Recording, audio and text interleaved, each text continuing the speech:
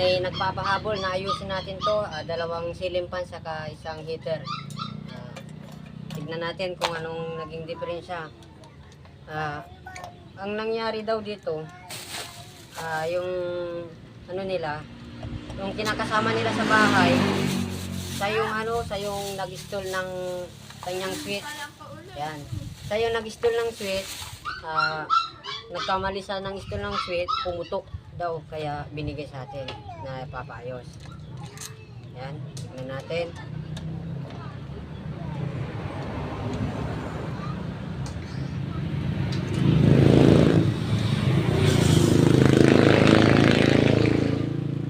Yan, tinister ko na po yung kanyang makina nito. Good naman yung makina.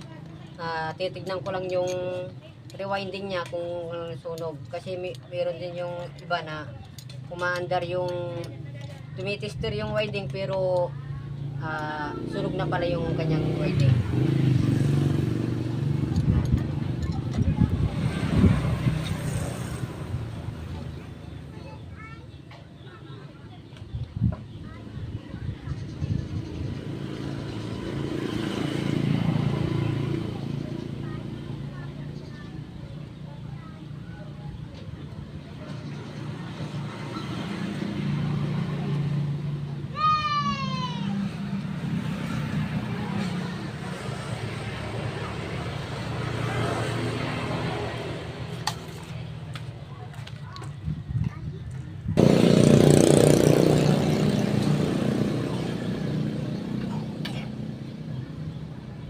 Wala namang diferensya yung kanyang winding. Pwede natin ibalik na. Nilalangisan ko yung kanyang bearing.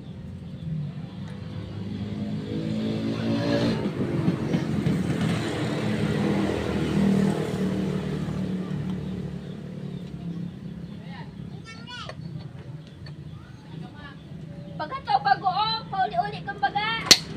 Sabi ko sa'yo bagoong. Alamang, hindi bagoong. Lagok mo ito. 20 sampo. Yan, balik natin yung tornilyo niya.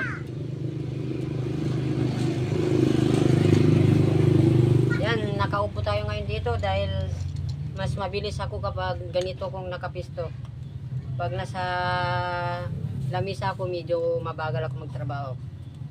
Nasanay lang ako sa ganitong posisyon na pag-aayos.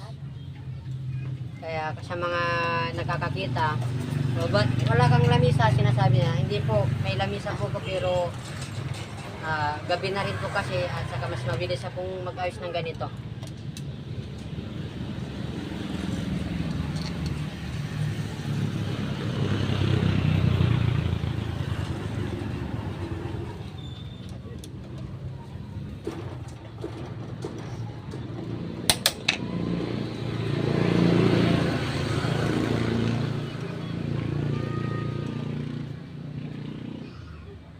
Yan.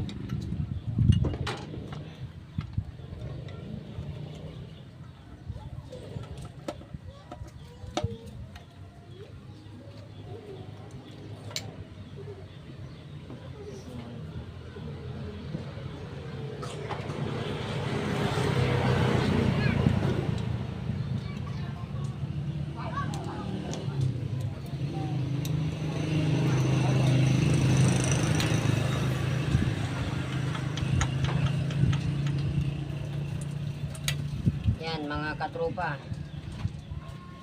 Yung kanyang kapasitor ay pumutok. Ayun po, lumubo siya oh. Ayun oh. Yan, pumutok. Yan.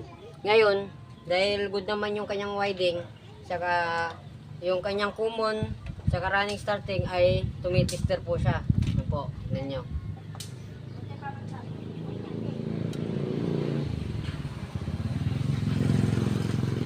Yan o, meron. Kung makikita nyo. Yan. Ngayon, palitan lang po natin ang kapasitor ng bago. Ha? Yan, palitan natin ang bagong kapasitor.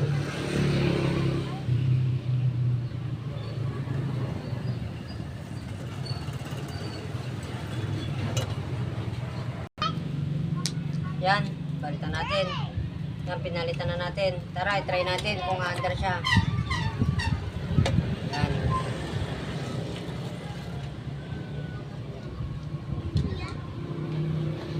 Yun, umandar po siya. Kapasitor lang po yung kanyang diferensya. Yan po, umandar na po siya.